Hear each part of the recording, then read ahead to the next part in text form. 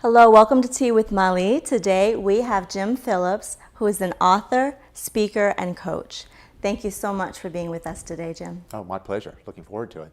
Thank you. So we've just recently met, and when I met you, you walked into the room and you just had this presence about you.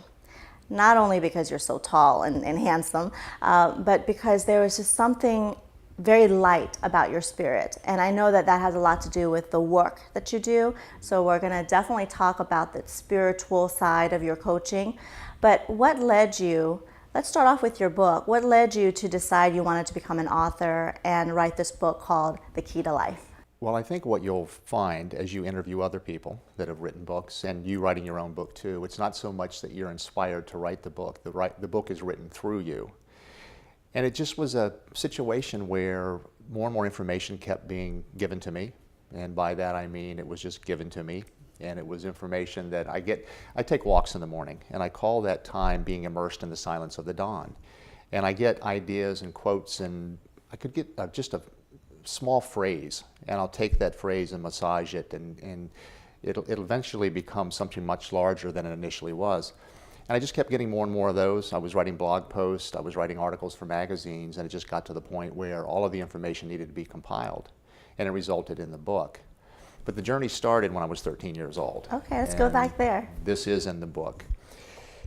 I was sitting in church with my parents, and I was born and raised Christian. I was sitting in church, it was just my parents and myself, and obviously everybody else that was there. And I remember looking around, and the minister was up at the front, and he was speaking. And then there were some people that were also working in the church that were getting ready to pass the offering basket around. And I was just watching everybody, and I never really felt comfortable in church. It just was something about it. It was the energy about it. It was just the way that I received whatever it was. And I remember looking around, and all of a sudden this voice, and it came from this side, just all of a sudden says, "You're going to be doing this someday." And I'm thinking to myself, there's no way, because it didn't feel right. There was something off. And it really had nothing to do with my belief in religion or God or anything. It just was, there was something about it that just didn't feel good. So I'm looking around trying to figure out where this voice came from, and it was within about 2 minutes. The voice came back and very clearly said, "You're going to be doing it differently." So I've held that since I was 13 years old. And being older now, I can look back on my life and see very specific events that took place that I can say, well, those were things that were coming into alignment for me to be where I am right now. And all of those experiences are what led up to the book being written and me being who I am today. And it was all experiential. It wasn't that all of a sudden I'm given information and it's write it down. It was, here's the information, live it, have the experience of it, and then you'll be better equipped to show people and to demonstrate to people what this information means and how it might be of benefit to them. Right. How was that process of writing the book? I know you had collected all of these thoughts and ideas and notes along the way, but did you have to really sit down and say, okay, I have to have a process here, or really did it just every time you got inspired, you went and wrote it down? I mean, how did that work for you? It was all of the above. Okay. I have millions of pieces of paper, little pieces of paper with quotes written on it. I have, 15 or 20 yellow legal pads that are filled with information. And what I would do is, if I would get an idea, I would go back and look at what I'd already written. And a lot of times what I had already written filled in the blanks for what I might have just received as that idea. And it just really became a part of sitting down and allowing it to flow. I think the main thing in writing the book, that was really compiling the information and then looking at each section that I was writing and creating a transition from one point to the next. And that just resulted in the book. And even in the process of writing the book, I would be given more information that would help me clarify what it was that I was writing. And then, of course, in the process, you go through all these doubts of who are you to be writing a book, or who are you to think that somebody's going to buy it or read it, or that it's going to benefit somebody. So the struggles are part of what I wrote about. Because, I don't know, I guess sometimes people think that if they see that you are a person of spirit, which we all are, but I'm using that as a term that people might look at me because maybe I'm more overtly spiritual, that somehow my life is different, or that somehow my life is easier. And I would say, if anything, it's more difficult because you're more aware. And it was just a process of that awareness and writing down what felt comfortable at the time. And I'm glad that you mentioned the book writing process, that it's filled with a lot of doubts and challenges because, I mean, in my case, it took me 5 years to write A Million Fireflies, especially because it was a memoir, Right. is a memoir, and it's so personal, and you have to go to these deep, dark places, and like you said, with all the notes and all the years of journaling, comes to serve you, but it also comes to also create the space of having to relive things. So the self-doubt settles in.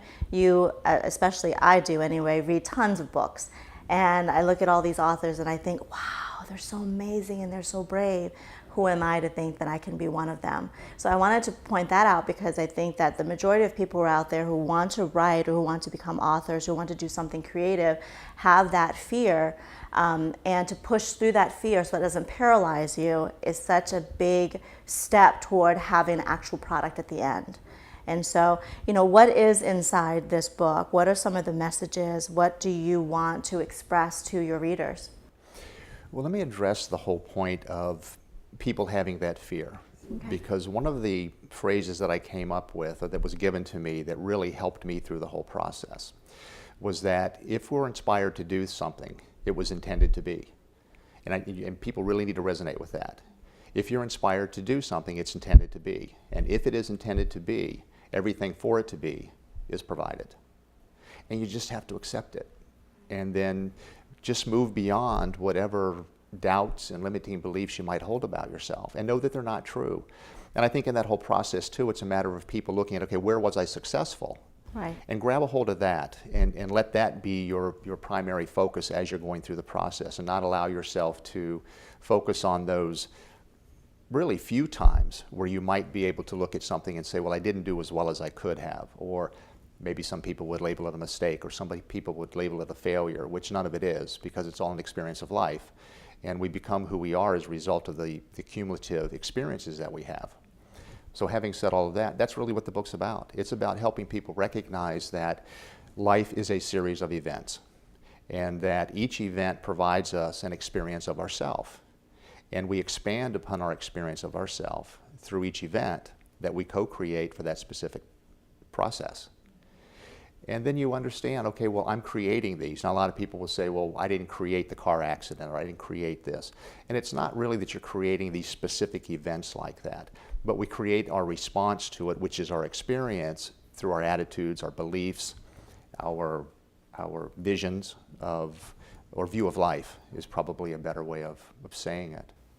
How do you push through your fears? I mean, I know that people are going to read the book and they're going to get a lot of these great tips, but more stories and experiences that you kind of share through the book. How do you break through those paralyzing moments when you just have trepidation? It's like, can I actually do this? What are some of the tips that you have to get through? I think the main one is recognizing that whatever that challenge is, or whatever it is that's causing you that fear, you've created for your own purpose and benefit. Now, it seems difficult when you're in the midst of it, but think about a time when you had a difficult or challenging situation and you struggled through it, but you got through it, and you had somebody ask you about it, and you said, well, you know, when I look back on it, it was a blessing in disguise. Well, if we can look at it as a blessing in the midst of it and not wait till after it's already taken place, we're going to gain the benefit of it while we're in the midst of it, and we'll move through it much more quickly. Now, it doesn't mean that we don't benefit from looking back on it, because we do. Because then we start to realize, okay, well, this really did help me. I wouldn't change a thing. I know a little bit about your background, and you've had some difficult times, and I would be willing to bet that if somebody asked you if you would change anything about your life, you would say no. No, I wouldn't. Right, because that was what was necessary for you to become who you are. And it's the same for all of us. There's nothing that we've had as a life experience, good, bad, or indifferent, that wasn't created for our benefit so that we can be who we are right now in this moment. And everything else that comes as a result of this moment on is creating who we are to be as we continue to move through this particular incarnation. And I hope that people are really listening to what you're saying, because when you're in the midst of it, it feels almost impossible sometimes, especially when you're going through a really traumatic time. I mean, in my case, I can only speak for myself. There were times when I felt really alone and really stuck. And looking back now, it's very difficult for me to even hear myself say I wouldn't change a thing, because there are so many situations, traumatic situations, that I wonder for many years, what if things could be different? But I know that you can't change that. I mean, they weren't different because they weren't meant to be different. They were what they should have been because that was the intention of my life. And so having said all that, it is clear to me now that I wouldn't change a thing, because here I am, this package of a person who has this huge bucket of empathy because of what I've experienced, to be able to do work like this, to be able to help others really see themselves and articulate and message and all that. And I feel like that's really something that takes time. It also takes mentorship. It also takes community. It also takes someone who's been through this as well. So, having others that experience the pain, the trauma, the challenges, which we all have in our own ways, but being able to know that you can look at someone else if you're stuck in this place and see that they're 2 or 3 steps ahead, and seek guidance, seek support. And then if you're the other person that has walked the path, you're 2 or 3 steps ahead of someone else, why not teach what you learn? And that's what I think is so brilliant about your work. We talked about you being an author, but you also spend a lot of time mentoring people, and you coach. So professionally, yes, you have a coaching practice, but you mentor every day just because you're a giver. So what do you feel about mentorship and community beyond the professional side of your coaching? How important is that for not only the giver, but the receiver? Well, that actually is where you receive, is in helping other people. And I mean, for me, it's nothing more than me being who I am. And if I'm being real and authentic, and I'm living from my heart, then no matter what I do or say, it's going to be a benefit to somebody else, because we're all serving as examples for one another. And it's not about me telling somebody what to do or how to do it. It's really about me demonstrating who I am, and through that demonstration, they see what's possible for them. And that's not to say that I'm any better off than anybody else or any better than anybody else. I'm not. It was interesting when you were talking about someone being 2 or 3 steps ahead of somebody else. I look at that as really not anybody being 1 or 2 steps ahead of somebody else. It's just they have had different experiences than I might have had. Or somebody might look at me and say, well, you're further along your spiritual path. Well, how do you know that? What's the basis for that comment? Because I don't know where you are. I don't know what you've been through. I can't know. I don't know where you're headed. I can only know where I am, what I've been through. I interpret it the way I interpret it based on my beliefs and my understandings, which could be totally off, but it's my interpretation. And as long as I continue to follow the truth as I know it in each day and continue to build on that truth, then I know I'm going to always be a better person. And the more I can be a better person, the more I'm going to benefit other people through who I'm being with my interactions with them. Now, what led you here in the world of coaching and moving in the direction of spiritual coaching? In terms of career path, did you know that this was something you were ultimately going to do? I know that you were led here. I mean, we know that you believe that. But how did you get led here? Well, it really started when I was 13, that experience in church. And I would have experiences when I was growing up that seemed a little bit out of the ordinary. Now, again, that's just my perception, because I don't know what other people were going through. I only knew what I was experiencing. And something would happen, and I wouldn't actually say it out loud, because I never told anybody about the experience in church until probably 2 years ago. Okay, wow. And so I've held that. My parents read the book, my brother read the book, and he said, why didn't you say anything about that? And I said 2 reasons. One, if I had told you about it, more than likely people would have said you're crazy, or there's nothing to that, or just let it go, it was a dream, or whatever. And I might not have followed through on where I am right now. The other thing is, it was guidance for me, and I accepted it as that when I was 13 years old. So as I've been going through my life, I came upon certain experiences where I would think, okay, this is one of those things that's in preparation for whatever it is I'm to do. And I didn't know what I was going to do, other than I knew there was a message that was coming through me. That I knew for sure. I didn't know what it was, but I knew it was coming through me. And then I've had a lot of experiences that have been very difficult and challenging. But yet I still held during those times, this is part of the message. How can I share with somebody how they might better themselves if I haven't gone through a situation of being challenged and having to better myself through the process? So it's all been just, people ask me, how long did it take to write the book? I'm 60 years old. It took me 60 years. And it's still being written as we continue to move forward. Right. So you also do a lot of traveling, and you're also, love to learn. You're a constant learner. You're constantly curious. You just came back from a writer's retreat or writer's workshop in Florida. How do you continue to grow in your work? What are some of the types of interests and hobbies that you seek, and how do you incorporate that in your everyday life?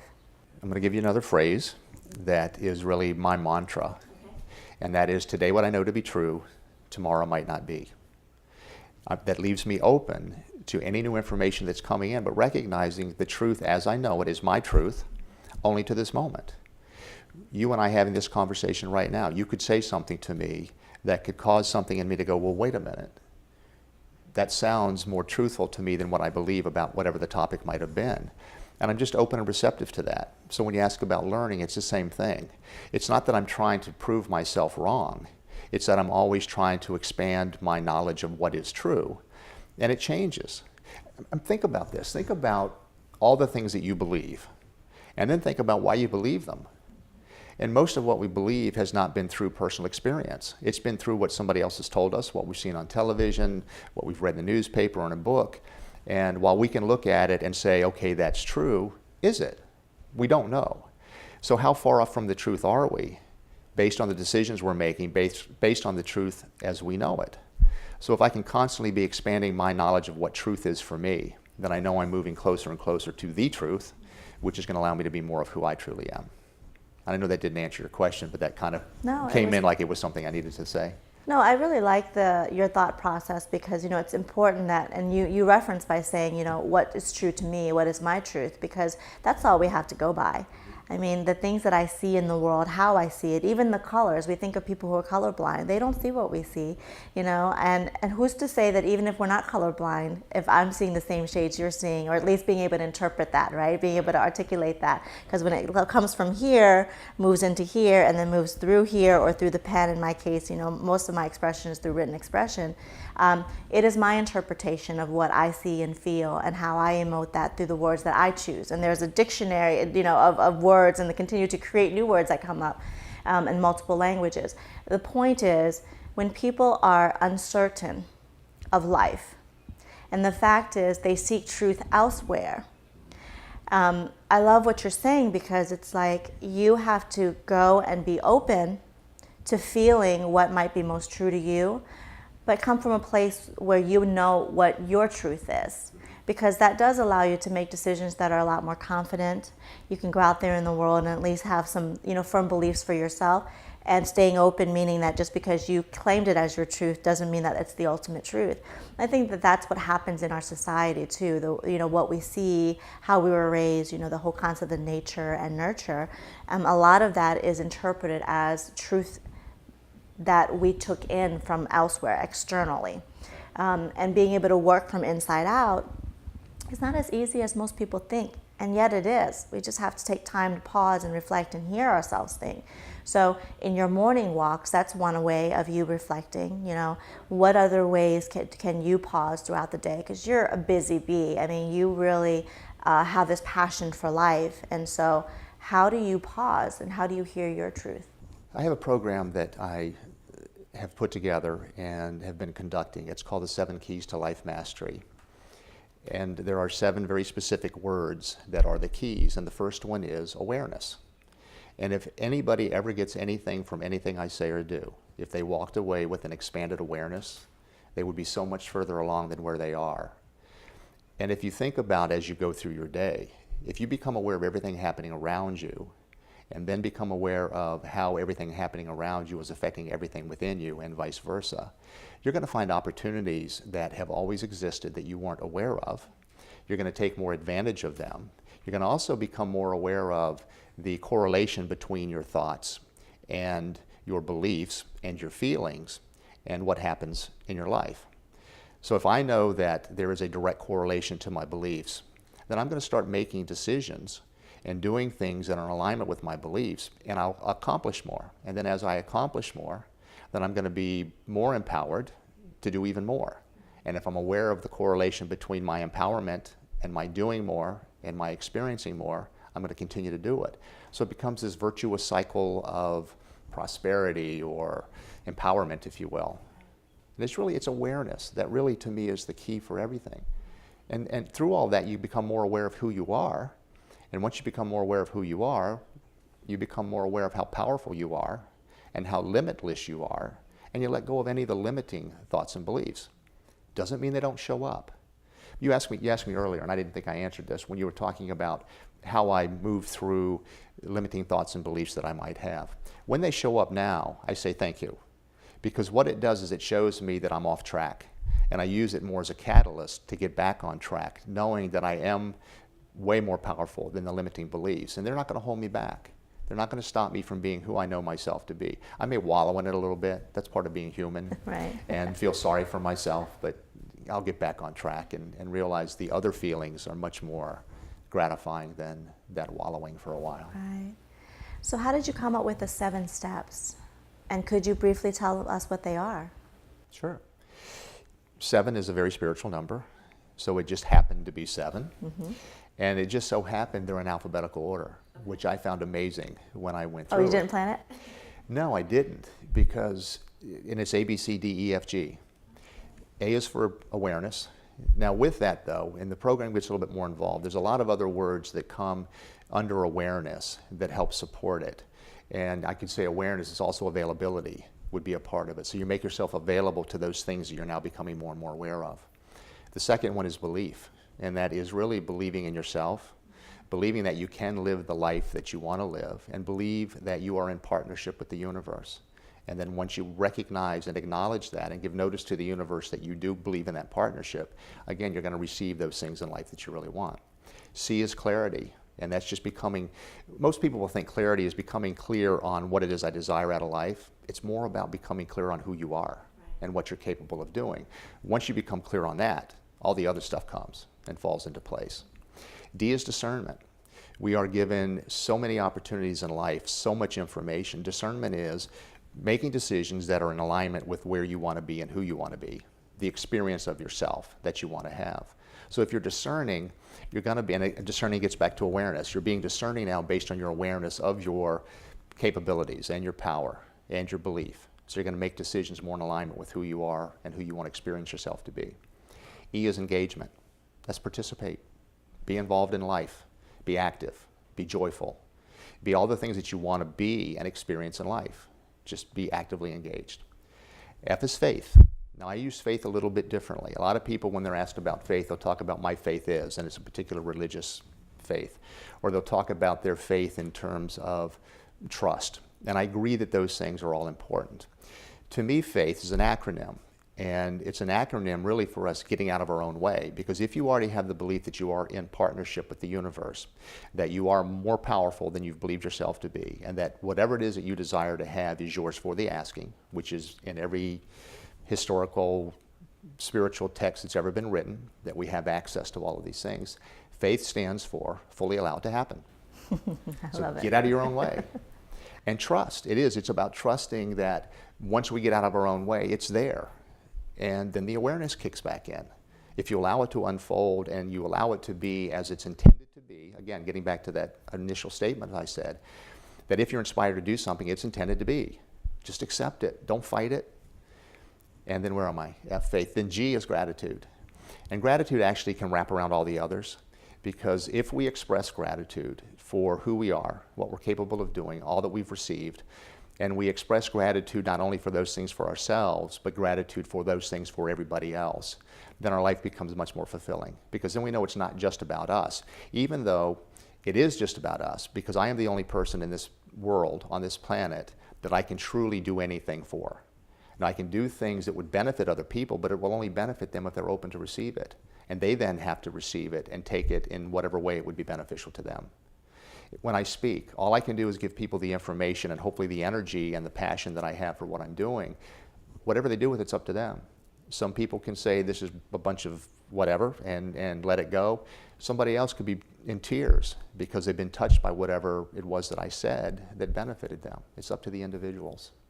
Those are very powerful steps. I mean, I love them all, 7 steps. It's funny that they actually ended up being in alphabetical order. The big one that I practice a lot is gratitude.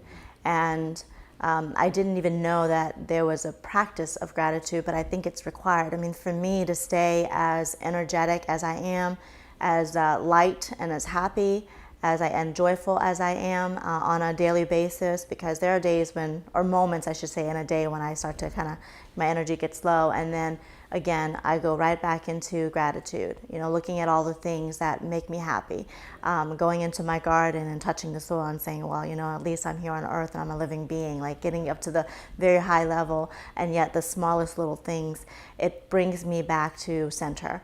And I feel that every day I get up, if I don't have a moment where I'm putting gratitude out there into the universe, is the day that I'm missing a part of my zest for life.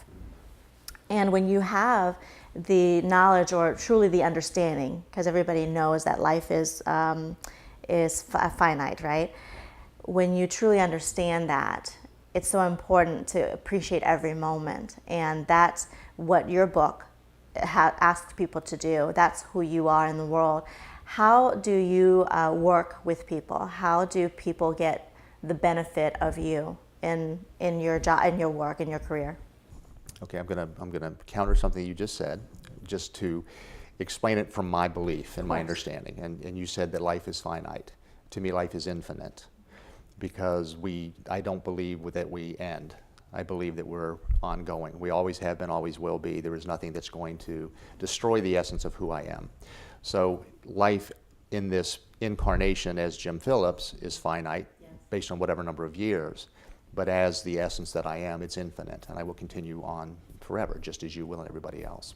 So I just wanted to make sure No, that thank that you for was the clarity. That's exactly right. It's the package that we're in. This physical being is going to not be here forever. But I'm absolutely with you on the sense of being able to inspire and impact people forever, generations to come, the work that we do, the spirit that we leave behind, the energy. So thanks for that clarification. Yeah, and I think that's an important thing for people to understand. It eliminates a lot of fear.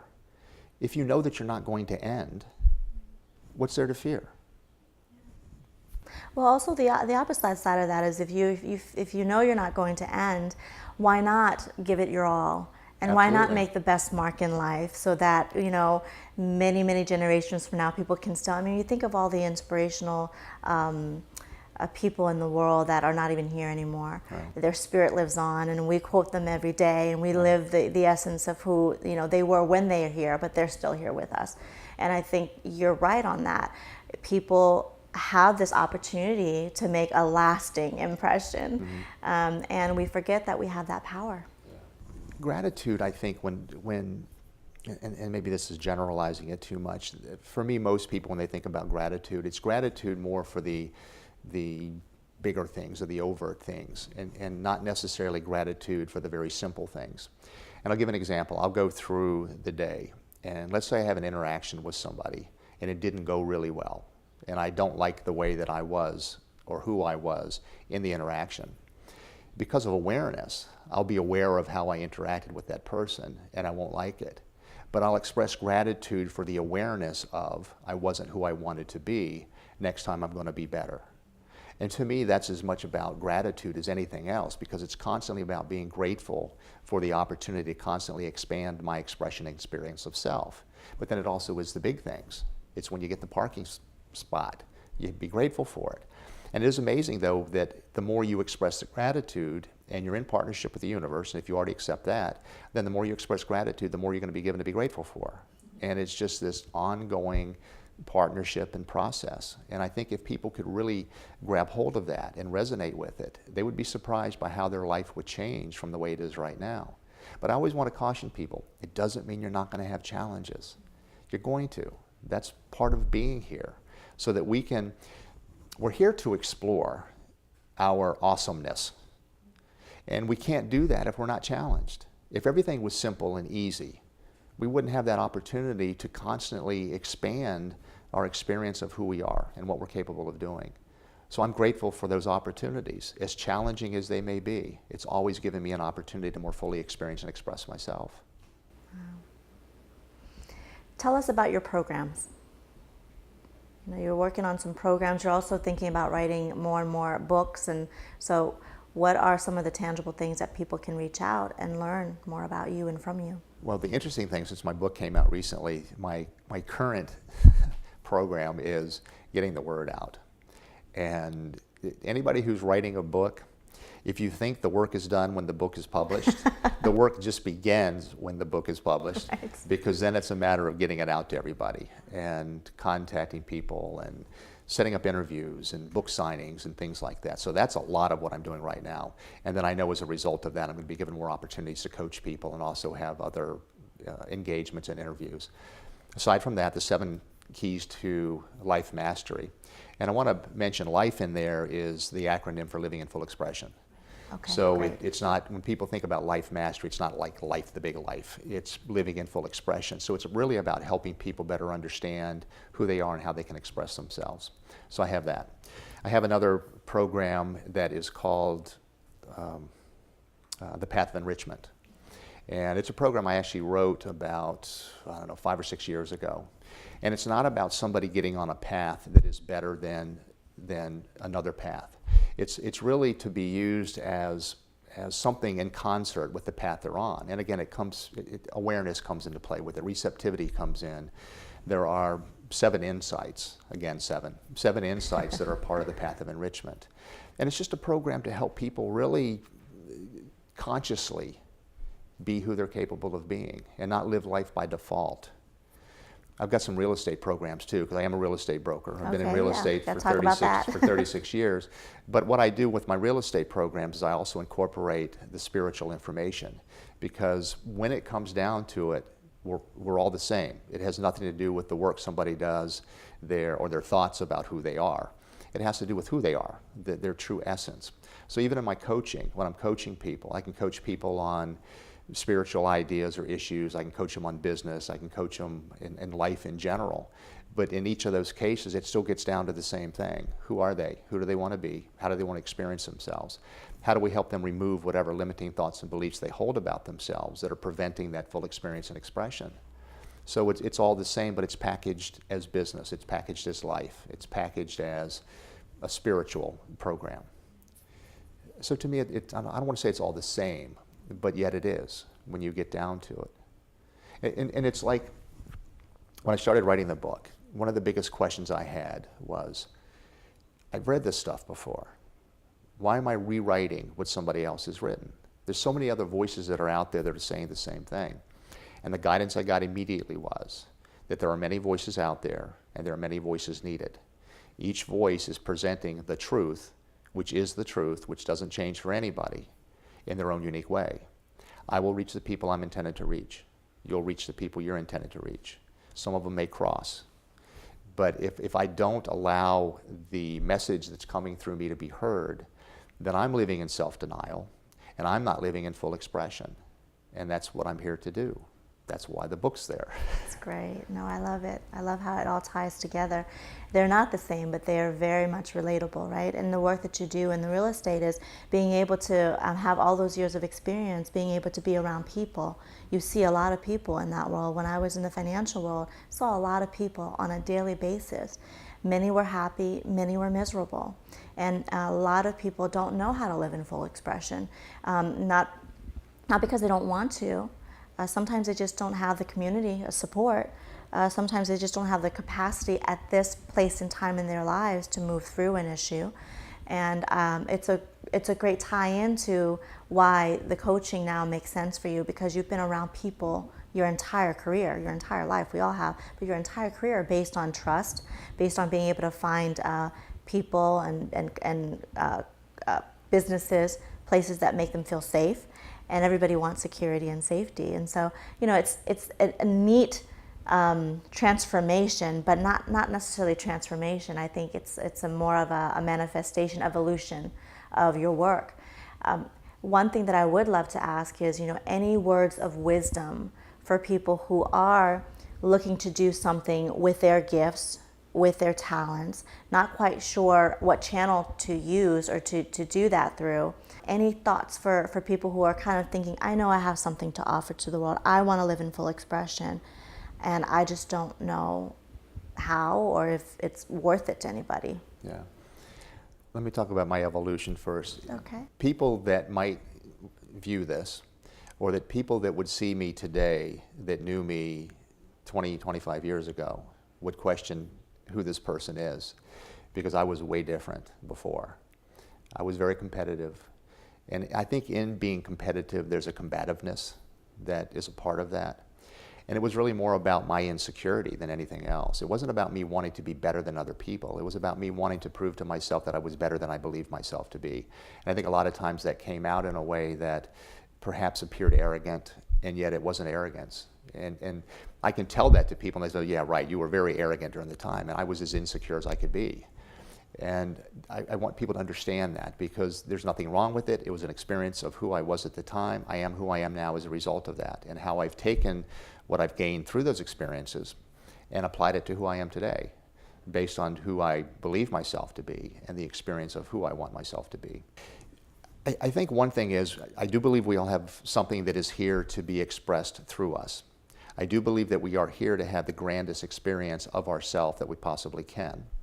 And I think the wisdom is recognizing that inner nudge that we're getting is our soul saying this is something that we want to experience in this lifetime.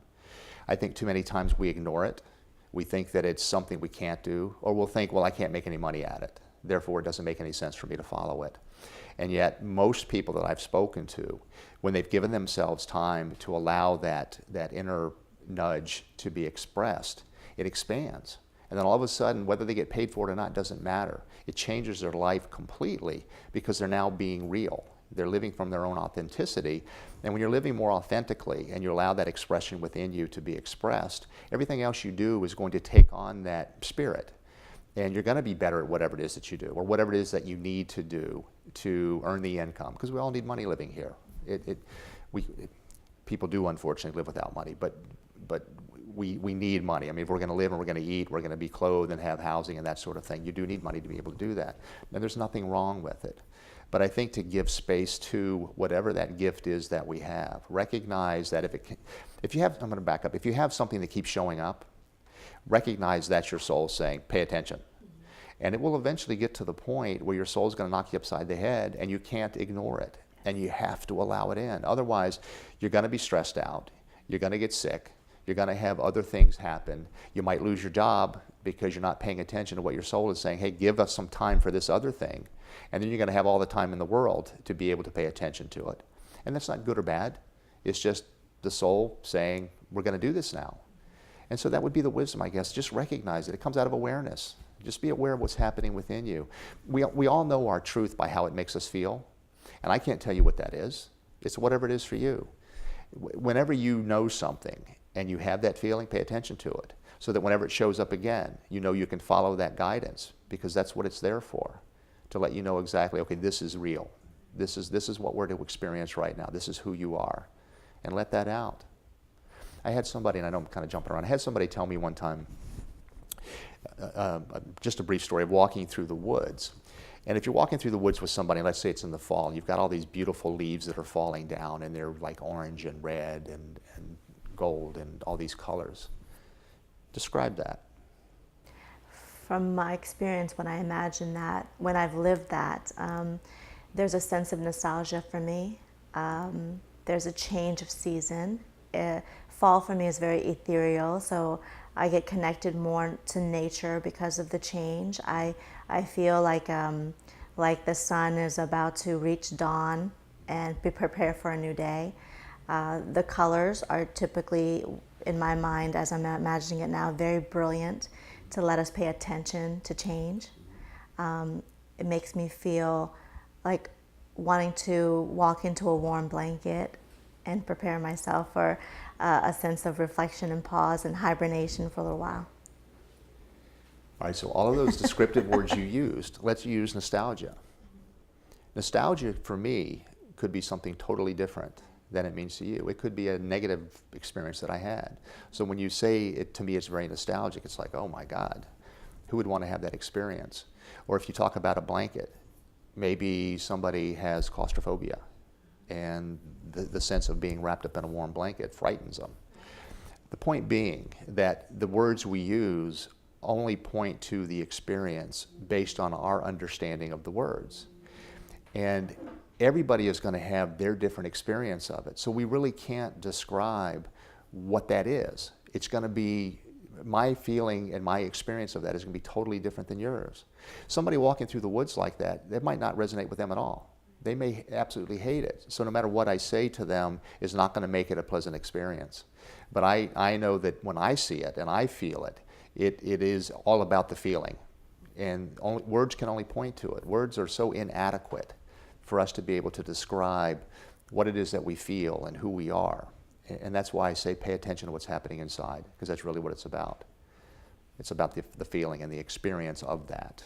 I think that's a great point. I think that even when you think about poetry, every time I do a reading or I listen to someone who's reading their poem and I have a discussion afterwards with friends that have come to the reading, we have totally different interpretations of the same thing that was read, totally different every time, and it just proves your point. It really does. It's also the way in which we express ourselves, right? I mean, we can say that we're happy, but if our body's slouched over and we're like, I'm really happy, you know, it's like all the different ways to express.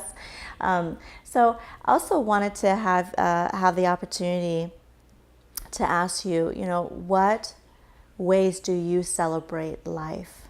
Because you're such a lover of life. In the daily routines or maybe in the events that you either host or go to, how do you keep your spirit alive and in full expression? I don't do anything intentionally. I shouldn't say that. That doesn't sound right. I was going to say I don't do anything intentionally to celebrate life. I celebrate life. It's not like I have to have an event to do it. It's just an acceptance. We talked about gratitude. It's about being grateful to be here and to be on this planet and to be exposed to the beauty that's around us, to be exposed to the people that are in my life, to have that opportunity to create the life experiences that I want.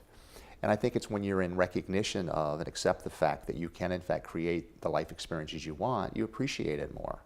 And you don't live life by default. It's not like I'm waiting for something to happen, then I'm going to respond to it.